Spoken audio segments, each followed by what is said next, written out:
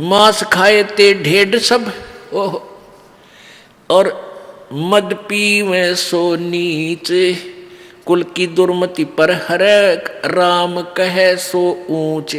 जैसे तुम जाति मजहब धर्म कहते हैं ये नीच जाति के हैं, वो दूसरे ऊंच जाति के हैं। कहते हैं मांस खाओ वो सारे ढेड और शराब पीवे वो नीच, चाहे किसी धर्म के हैं। राम वजह सो ऊंच।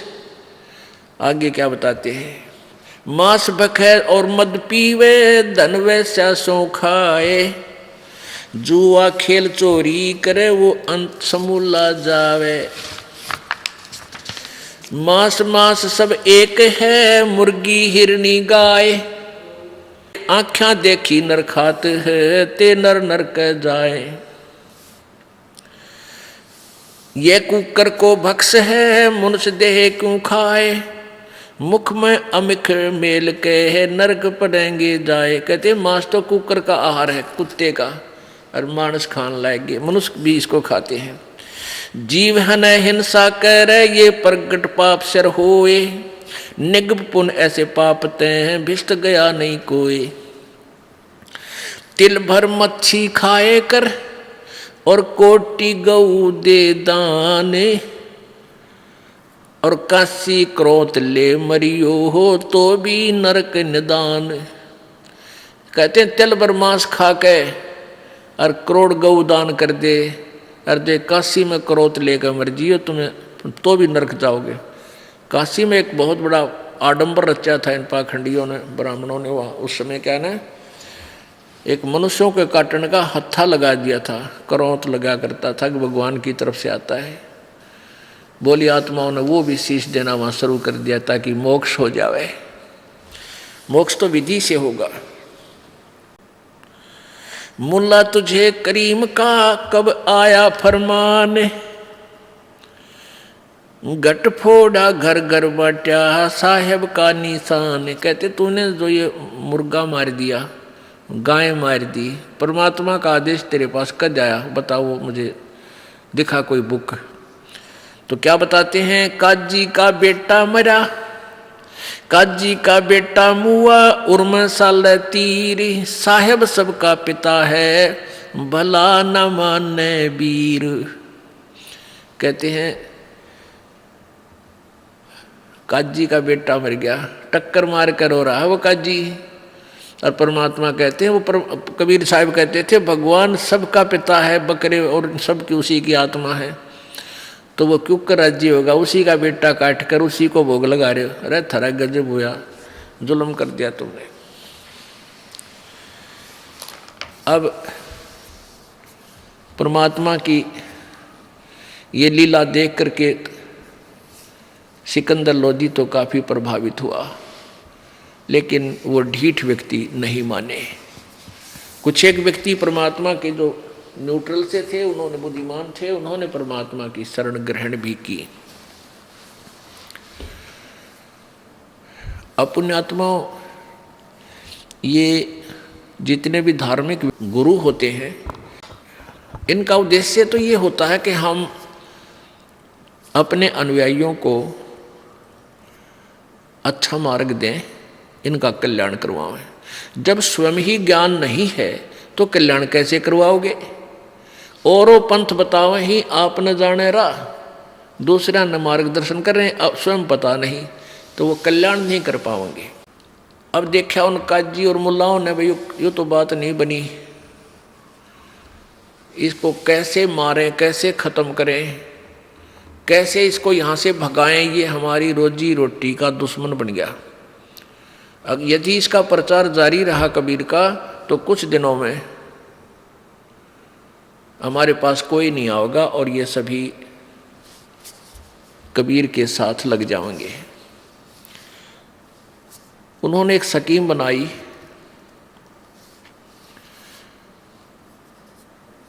अब उन्होंने क्या स्कीम बनाई कि इसको चिट्ठी डाल दो।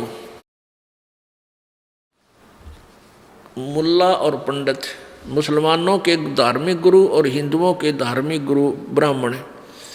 अब ब्राह्मण कौन है, एक जैसे किन ब्राह्मणों के विषय में परमात्मा कह रहे हैं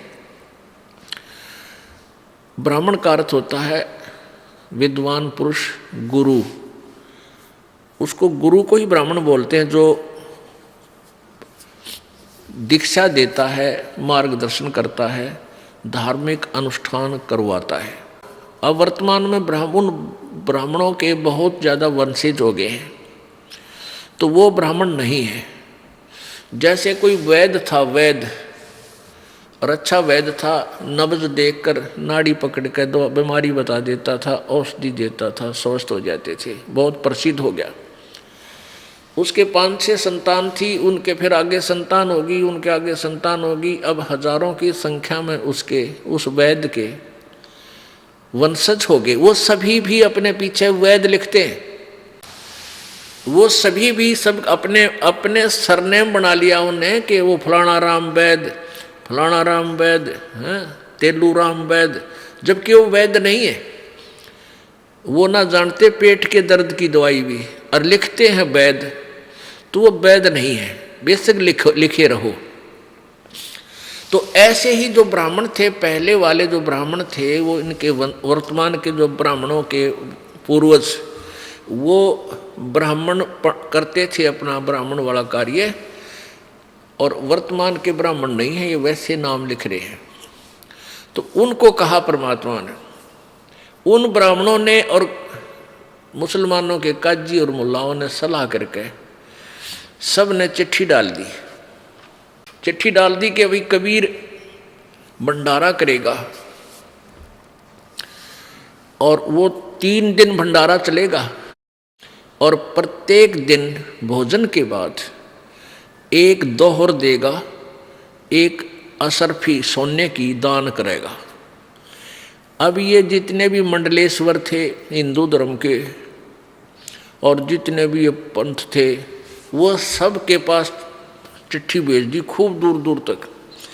अब ये महंत संत मंडलेश्वर ये लालची बहुत होते हैं। अब उन्होंने देखा चिट्ठी में कि भाई एक तो दौर मिलेगी, दौर समझ लो बहुत अच्छा एक कंबल होता था। आजकल ये विदेशी कंबल आते हैं ना, ऐसे मोटे मोटे बढ़िया बढ़िया, इतनी अच्छी क्वालिटी होती थी दोहर की। और असरफी सोने की, 1 असरफी आज मेरे ख्याल में 20,000 की हो, उसमें उसकी ये कीमत समझ लो। 1 असरफी डेली 1 आदमी खाना खाओ उसके साथ, दोहर देगा, साथ में 1 कंबल देगा, और कंबल की कीमत भी उसमें 15, 20, 50 रुपये होती थी। तो सभी ने अपने शिष्य भी साथ ले लिए, जैसे एक डेरे का महंत है और उसके 20 अनुयायी हैं, चेले हैं, वह भी साथ ले लिए। चलो प्रत्येक को 1-1 असरफी मिलेगी, 1-1 दोहर मिलेगी, लूट कर लाएंगे माल। इस दृष्टिकोण से वहाँ 18 लाख ये संत इकट्ठे हो गए, उनके चेले, सब पंथों के, गिरी पुरी, ये सब नागेर नंगेर सब आ गए। उधर से एक चिट्ठी भेज दी वहाँ काशी से सिकंदर लोधी के पास कि ये भी आ जाए बनारस में, और ये पाओगा नहीं, भाग जाएगा इसका गुरु। क्योंकि सिकंदर लोधी ने, जैसा कल आपको बताया था, सिकंदर लोधी ने कबीर परमेश्वर को अपना गुरु बना लिया था। क्योंकि सिकंदर लोधी के एक भयंकर जलन का रोग था, वो किसी भी औषधि से, किसी भी संत से ठीक नहीं हो रहा था। सभी ने ये कह दिया था, ये तेरे कर्म का भोग है, तेरे प्रारब्ध में लिखा राजन, ये तो भोगे पार पड़ेगी। और परमात्मा कबीर जी के आशीर्वाद से वह स्वस्थ हो गया था। और उधर से एक गाय को खुद आप काटा था, उसने उसका कत्ल किया था, परमेश्वर ने गाय और बच्चे को जीवित कर दिया था। और महर्षि रामानंद जी, जो वहाँ काशी के 1 नंबर के विद्वान थे, माने जाते थे, उनकी वो मुसलमानों से विरोध करते थे, इसलिए सिकंदर लोधी ने उस रामानंद जी की गर्दन काट दी थी, और कबीर परमेश्वर ने उनके सामने उसको जीवित कर दिया था। इस तरह के शक्ति देख भगवान की सिकंदर लोधी नतमस्तक हो गया था कबीर जी के साथ, और कबीर जी को अपना गुरु मानता था। अब इस बात से वो पीर जो है शेख तकी दुखी हो रहा था कि किसी प्रकार इस कबीर ने या तो मारूं और या यो इसका नीचा दिखाऊं सिकंदर लोधी की नज़रों में, और सिकंदर लोधी इससे दूर हो, मेरी महिमा बनी रहे। इस दृष्टिकोण से एक पत्र भेज दिया, सिकंदर लोधी के पास भिजवा दिया शेख तकी ने मिलजुल कर। उसमें लिखा था कि आपके गुरुजी भंडारा कर रहे हैं और 3 दिन भंडारा चलेगा, इस दिन ये शुरू होगा। तो शेख तकी के पास वो चिट्ठी तो उसकी लिखवाई हुई थी, लेकर गया कि राजन आपके गुरुजी भंडारा कर रहे हैं बनारस में, चलोगे? अब सिकंदर बोला भाई जरूर चलूँगा, जब मेरे गुरुजी का आदेश आ गया था अवश्य चलेंगे। और चलो सैनिकों, बॉडीगार्ड ले लिए, 1500 की संख्या में चढ़ के हाथी में चाल पड़े, पहुंच गए निश्चित दिन। अब वहाँ क्या था कि जिस दिन वो लिखा हुआ था कि इस दिन स्टार्ट होगा, तो रात ने पहुँच लिए वह पेट भर, रात को पहुँच गए सब संत, 18 लाख व्यक्ति पूरी बनारस में, काशी में बंदा बंदा दिखा, आदमी आदमी खड़े संत। परमात्मा कबीर जी और संत रविदास जी ये ज़्यादातर इकट्ठे ही रहते थे, क्योंकि रविदास जी ने कबीर परमेश्वर को पहचान लिया था कि ये समर्थ शक्ति है, पूरे विद्वान है। फिर भी हम जीव संज्ञा में हैं। सुबह सुबह रविदास जी सैर सपट्टे को निकले फ्रेश होने के लिए। उसने बाहर देखा, जहाँ देखा वहीं पर साधु संत खड़े हैं ये। तो उसने पूछा, रविदास जी ने पूछा, भाई महापुरुषों आज कैसे आना हुआ बनारस में? तो और साधु संत कहने लगे, काशी वालों तुम कौन सी दुनिया में रहते हो, तुम्हें पता नहीं? अरे यहाँ तो बहुत बड़ा भंडारा होने जा रहा है। और रविदास जी ने पूछा, भाई कौन कर रहा है? हमें तो ज्ञान नहीं। कि कबीर कर रहा है, दुल्हा कबीर, ये देखो हमारे पास चिट्ठी है। अब रविदास जी तो जान गए भाई ये नया आडंबर है उन पाखंडियों का, हमारे गुरुदेव को दुखी करने के लिए। अब रविदास जी कित के फ्रेश होने जहाँ थे वापस आ गए। वापस आके कहा कबीर जी से कि हे भगवान, आज तो अपना काशी वास छूटेगा, बहुत बुरा हाल हो गया हमारे साथ, तो बहुत जुल्म कर दिया इन लोगों ने। कबीर जी बोले, क्या हो गया भक्त, क्या हो गया महात्मा? रविदास जी ने कहा कि आपके नाम से झूठी चिट्ठी डाल रखी है कि कबीर भंडारा करेगा 3 दिन और दोहर देगा, ऊपर असर की दक्षिणा में देगा 3 दिन तक, और जलेबी लाडू कचौड़ी पूरी हैं, हर तरह के कहते हैं सब प्रकार की मिठाई खिलाई जाएगी। और इस लालच में पूरी दुनिया आ गई है, लाखों लोग इकट्ठे हो गए। भगवान अब क्या करेंगे? परमात्मा बोले, रविदास जी बैठ जा, आजा, अंदर से कुंडी ला ले, दरवाज़ा नहीं खोलेंगे। और भाई आप रखेगा भगवान अपनी इज्जत, हम तो उसका आश्रय बैठे हैं। रविदास जी भी बैठ गए, कबीर साहब भी बैठे अंदर और कहने लगे माला जप अपने भगवान की। कबीर जी भी बैठ गए, वो भी लीला करें थे परमात्मा। उधर से सिकंदर लोधी भी पहुंच गए वहां, और उधर से परमात्मा ने डबल रोल किया। कबीर परमेश्वर ने सचखंड पहुंचे, सतलोक जाकर के कहा कि 9 लाख बैल और उनके ऊपर सुंदर आहार सब पर भर दो, सूखा सीधा चून चावल खांड या सूखी और बने बनाए पकवान, जलेबी कचौड़ी पकौड़ी हलवा खीर, और बरके एक केसो नाम का बंजारा बनके, केसो नाम रख लिया अपना एक बंजारा। बंजारा होते थे पहले व्यापारी लोगों को, बंजारा जो बनज करते थे, व्यापार करते थे व्यापारी। पहले बंजारे किन को कहते थे? बैलों के ऊपर सामान लाद कर एक मार्केट से दूसरे शहर की मार्केट में ले जाते थे। उस समय ये ट्रांसपोर्ट नहीं थी, ना कोई सड़कें थी, ऐसे ही जंगलों में से बैलों के ऊपर लेकर चलते थे। किसी क्षेत्र से गुड़ भर लाए, दूसरे में तो बाजरा, तीसरे तो ऐसे गेहूँ, ऐसे वो व्यापार किया करते थे। उनको बंजारे बोलते थे और वो कई हजारों की संख्या में इकट्ठे ही चलते थे, नहीं तो बीच में लूटा खसोटी करनी भी बहुत होते थे। अब वहाँ बनारस के काशी शहर में तंबू तान दिए, तंबू लगा दिए, टेंट सुंदर सफ़ेद और नीचे सफ़ेद मलमल बिछा के, उनका ऊपर कहते हैं जलेबियाँ का ढेर ला दिया एक टेंट में लड्डू भर दिए न, फूल बड़े बड़े, और एक में हलवे की डेग भरे, किसी में खीर, यानी पूरे पकवान पके पकाए नो, कति गर्मा गर्म। और एक टेंट में केसव रूप धार के भगवान बैठ गए, उस केसव बंजारे के रूप में, और भंडारा शुरू कर दिया मंगलाचरण बोल के। अब सिकंदर लोधी आया और शेख तकीता न्यू आया था उसके साथ में। आज सिकंदर लोधी से पूछूंगा कहाँ गया तेरा अल्लाह, तो कबीर न्यू कहता है तो भगवान पड़ा है, भगवान है। वहाँ देखा, जो जहाँ देखा वहाँ भंडारा चलन लग रहा है, खावे जलेबी कचौड़ी नौकरे, वह कबीर जैसा भंडारा हमने नहीं देखा आज तक। ओहो, ऐसा स्वादिष्ट भोजन कभी देखा ना सुना, जो भोजन खाओ तो गुण गावे।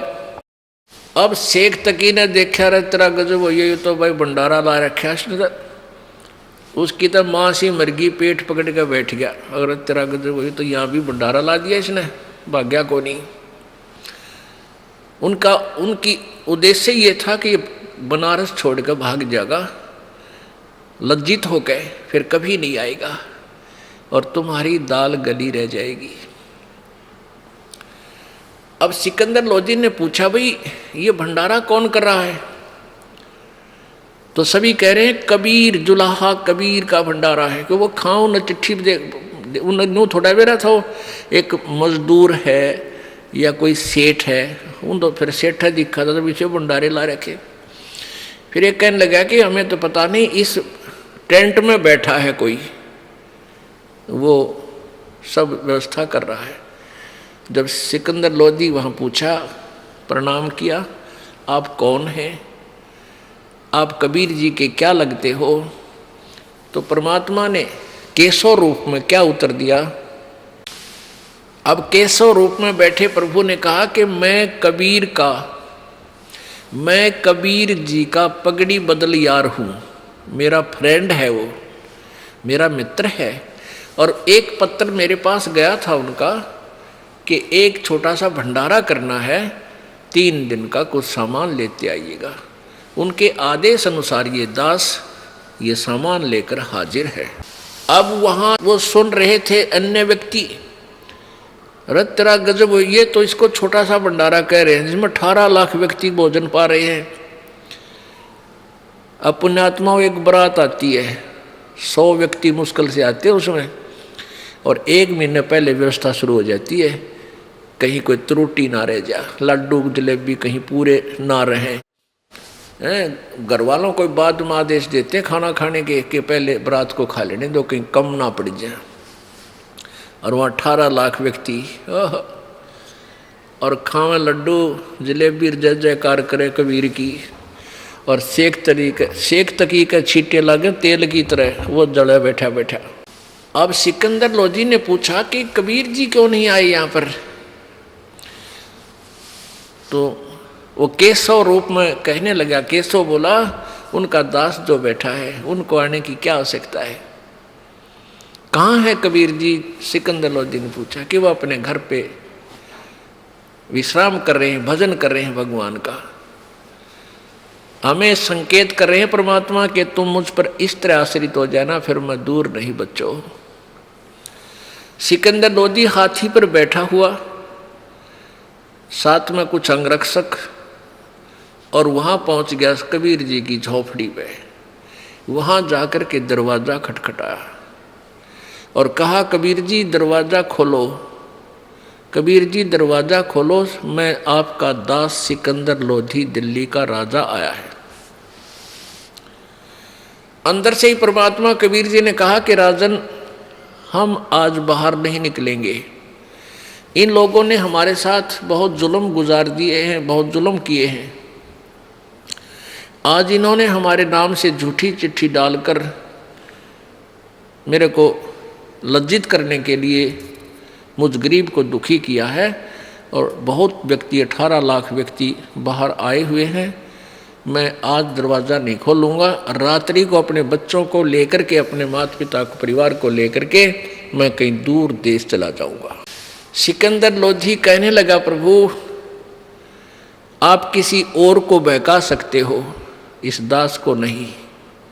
ये परमात्मा, आप चलकर देखो आपने क्या रंग लगा रखे हैं। पूरी जय जयकार हो रही है और सभी हलवा, पूरी, खीर, कचौड़ी, लड्डू, जलेबी, चंगेर और खा रहे हैं। हे परमात्मा, आपने तो रंग लगा रखे हैं। दरवाज़ा खोलो प्रभु, आपकी लीला कोई नहीं जान सकता। ये तो भोली आत्मा है जो आपका विरोध कर रही है, नालायक है ये। काफ़ी आग्रह करने पर जो परमेश्वर ने कहा कि खोल दे रविदास, दरवाज़ा खोल। दरवाज़ा खोल दिया रविदास जी ने और दंडवत प्रणाम किया उस दिल्ली के बादशाह ने, मुकुट समेत न्यों का न्यों। कहने लगे, परमेश्वर तेरी लीला को कोई नहीं जान सकता। एक बार दर्शन दे दो, संगत आपका इंतजार कर रही है। देख रहे हैं कौन है वो कबीर जिसने ऐसा मोहन भोजन खिलाया है। आपके दर्शन के ललायित हैं, वो इच्छुक है। एक बार दर्शन दो प्रभु। तब परमात्मा कबीर जी झोपड़ी से बाहर आए। आकाश से फूल बरसे, सुगंधित फूल परमात्मा के ऊपर फूल बरसने लगे। बोलो सतगुरुदेव।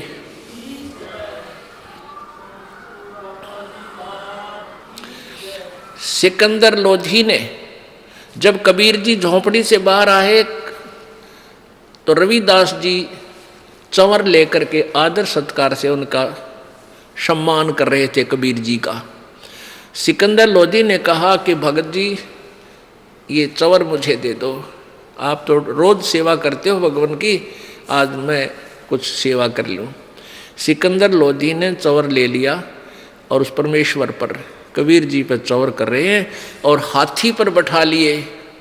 हाथी पर एक कमरा सा बना हुआ होता, उसको अंबारी बोलते हैं। उस रूम के, उस कमरे के, उस खोखे के चारों तरफ के दरवाजे ऊपर नठा दिए, खोल दिए खिड़की, और परमात्मा को बीच में बैठा लिया। रविदास भी, सिकंदर भी और परमात्मा कबीर जी। सिकंदर जी चंवर कर रहे हैं हाथी पर पीछे बैठे बैठे अपने भगवान कबीर जी पे, और चारों तरफ से खुला है वो कमरा और हाथी चल पड़ा। और जब पहुंचा वहाँ भंडारा जहाँ हो रहा था, सब देख रहे हैं कौन है कबीर, कि ये है कबीर। काशी वाले तो जानते थे कि ये है कबीर, और ये पीछे राजा इस पे चंवर कर रहा है। अरे ये है कबीर। राजा भी, क्योंकि आम व्यक्ति जनसाधारण तो राजा ने पता नहीं क्या मानता है, और राजा जिसकी सेवा करे फिर प्रभावित होना स्वाभाविक है। तो फिर परमात्मा पूरे मेले में घूम गए और सबको आशीर्वाद दे रहे हैं, चल रहे हैं, और सब जय जयकार कर रहे हैं कि बड़ा भोजन भंडारा दिया, जय हो कबीर की, जय हो कबीर जी की। सारे जय जयकार होगी। फिर जिसमें वो केशव बैठा था, केशव ने एक अपना साथी भेजा, अपना सेवक, कि परमात्मा को यहाँ बुला लाओ। वो सेवक गया, कर जोड़ के प्रार्थना की कि भगवान कबीर जी, आपको आपका मित्र केशव याद कर रहा है। तब परमात्मा ने कहा कि चलो हम चलते हैं। हाथी से उतरकर सिकंदर लोधी, परमेश्वर, कबीर जी और रविदास जी उस टेंट में पहुंच गए जहाँ के स्वरूप में प्रभु डबल रोल में विराजमान थे। वहाँ अपने आप देखते देखते एक सुंदर तख्त लग गया, उसके ऊपर सुंदर बहुत गद्दा बिछ गया, अपने आप एक सुंदर कपड़ा उसके ऊपर चद्दर बिछ गई, सतलोक तक है, और एक तख्त पे वो विराजमान था केशव। और केशव खड़ा हुआ, प्रभु के चरण छूने चाहे, परमात्मा ने हाथ ऊपर करके सीने से लगा लिया। एक तख्त पर इस साइड में परमात्मा बैठ गए, इस साइड में केशव, सामने सिकंदर लोधी, और नीचे उस टेंट के सब पर्दे खोल दिए। अब जनता ने खाना खा करके फिर वहां बैठ के चारों तरफ आकर देखने लगे। कहते हैं 8 पहर तक 24 घंटे परमात्मा ने सत्संग किया। खड़ा होकर के मालिक ने प्रवचन किए। मालिक की वाणी आवाज इतनी तेज थी कि लाउड स्पीकर की भी आवश्यकता नहीं, वो तो परमेश्वर थे। बहुत ज्ञान दिया, समझाया कि तुम कौन हो, कहाँ से आए हो, तुम एक परम पिता के बच्चे हो, तुम्हें ये मिसगाइड कर रहे हैं ये नकली व्यक्ति। ऐसे 24 घंटे तक आपस में वार्ता हुई। केशव प्रश्न करता है, कबीर जी उत्तर देते हैं। यानी ऐसे उन्होंने डबल रोल करके अपनी प्यारी आत्माओं को सत संदेश दिया। अब 3 दिन भंडारा चला। ऐसे ही प्रत्येक खाने के उपरांत सबको एक दोहर एक असरफी और डेली दी जा रही है सतलोक से। तो परमात्मा ने कहा कि यहाँ का नहीं था भाई, ये माल तो सतलोक का आया था। वहीं से ये आत्मा आई थी बैल बनकर, प्यारी आत्माएं, और वहीं से उनके साथ और सेवक आए थे जो खाना खिला रहे थे सतलोक के, वो हंस आए थे। तो फिर क्या हुआ कि तीसरे दिन जो भोग लग गया, समापन हुआ भंडारे का, सारा सामान लपेट के बैलों के ऊपर रख के और बैल चालते कर दिए। अब गंगा को पार कर दिया।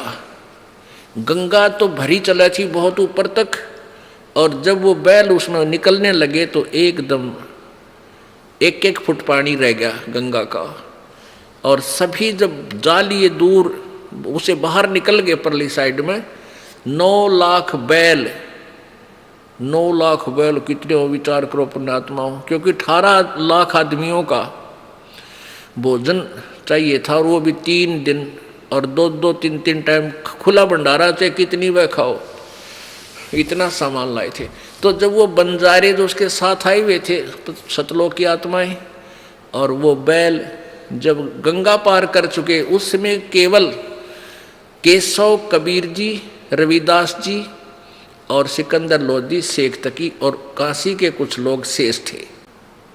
तब सिकंदर लोधी ने देखा कि वो कहाँ गए बंजारे और बैल, क्योंकि उधर देखा कहीं भी दिखाई ना दिए एक ही पलक में। तो परमेश्वर कबीर जी ने कहा जहाँ से आए थे वहाँ गए।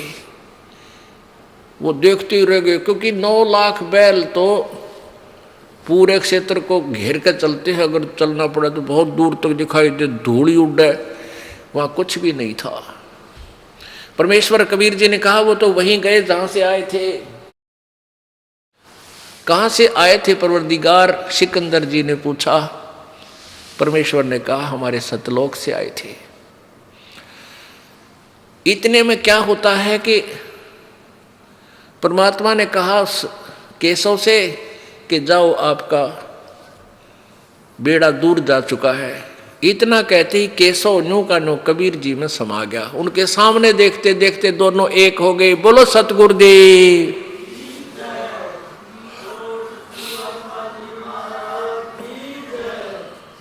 अब परमात्मा ने ये प्रमाण दिया था, साईं इतना दीजियो जिसमें कुटुंब समावे, हम भी भूखे ना रहें अतिथि न भूखा जावे।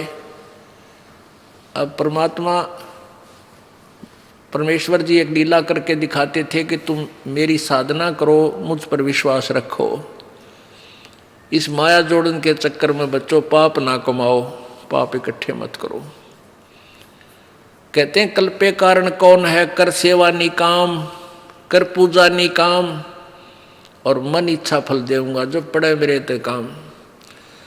परमात्मा कहते हैं कि तू खाम खा कल्पित रहता है, कदे न्यू ना हो, हाई यूं ना हो जा, कद चिंता ना करे, तू मेरी भक्ति करता रहे, मैं बताऊं ऐसे लगा रहे, और फिर देखना मैं तेरे साथ, फिर मेरे हाथ देखना तू क्या करूंगा।